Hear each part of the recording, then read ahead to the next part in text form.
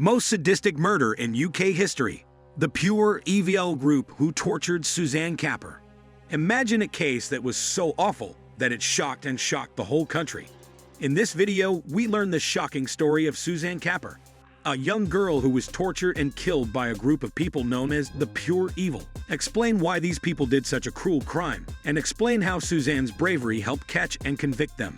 Come with us as we look into one of the scariest and most upsetting cases in UK history. The torture and murder of Suzanne Capper is one of the most heinous and horrific crimes in recent memory in the shadowy history of British crime. The 16-year-old girl was the victim of unspeakable abuse at the hands of a group of people who belong to the category of pure wickedness. This video explores the horrific specifics of Suzanne Capper's experience, the reasons for the horrible deeds, and how justice was ultimately meted out to those accountable. The individual hurt, Suzanne Capper. Suzanne Capper was a Manchester, England, adolescent who was well known for her gentle disposition and cheery smile. Born on May 22, 1976, Susan had a challenging upbringing characterized by unstable family dynamics. She was described as a nice and trusting girl, despite these difficulties, qualities that would unfortunately contribute to her downfall. When Susan became involved with a group of elderly people who would later turn out to be her torturers and killers, her life took a terrible turn. The treachery was all the more stunning because this group included people she hardly knew and others she considered friends. The offenders, an organization of sadists. 6 people were involved in the torture and murder of Susan: Clifford Pook, Leigh, Bernadette McNeilly, Glyn Powell, and Jean Powell. Each member contributed to the vicious, protracted torture Susan suffered, exhibiting a level of brutality that is hard to fathom. Jean Powell. The group's mastermind was Jean Powell, who was 26 years old at the time. The torture sessions took place in the council house she resided in, which was located in Moston, Manchester.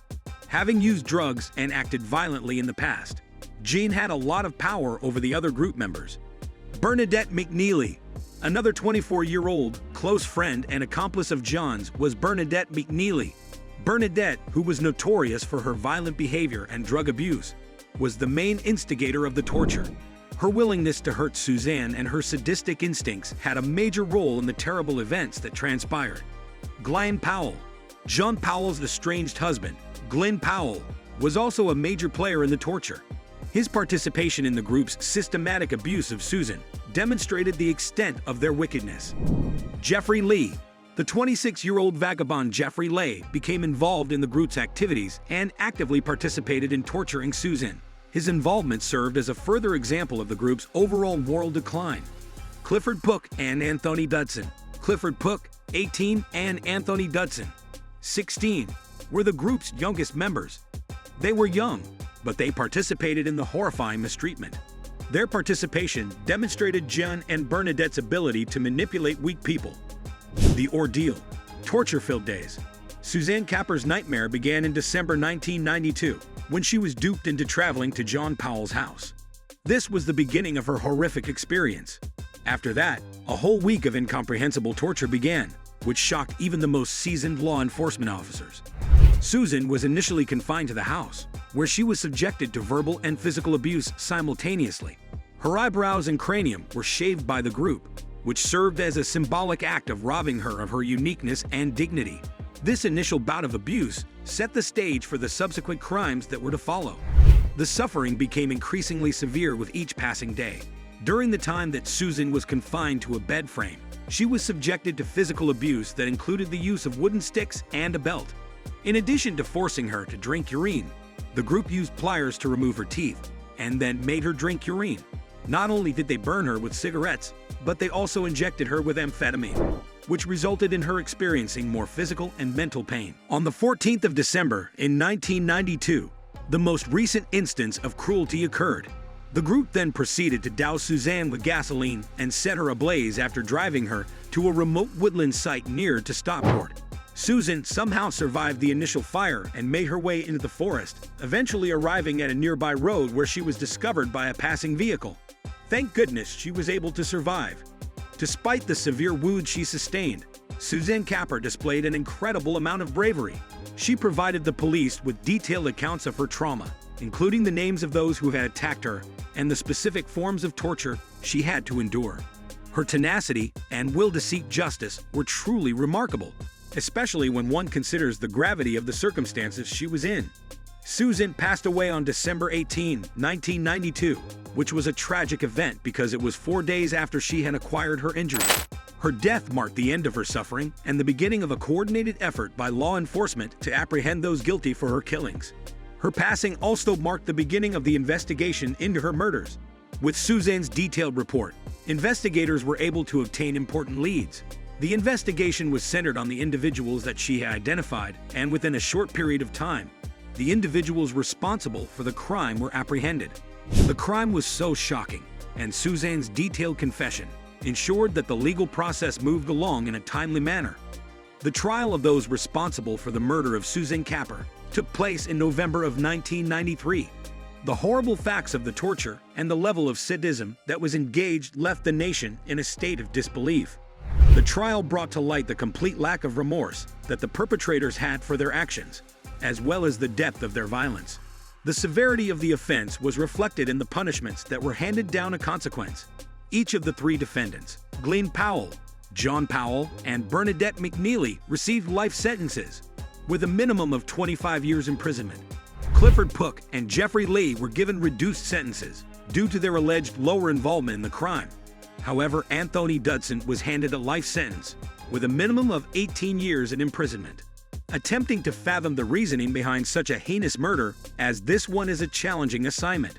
A general predisposition toward violence among the members of the group, as well as the influence of their peers, were the primary motivating factors behind their actions. It is impossible to overstate the influence that Jean Powell and Bernadette McNeilly had on the gang. Their support and leadership were essential components in the progression of the violent behavior that was observed. Using drugs had a substantial impact on the acts that were taken by the group.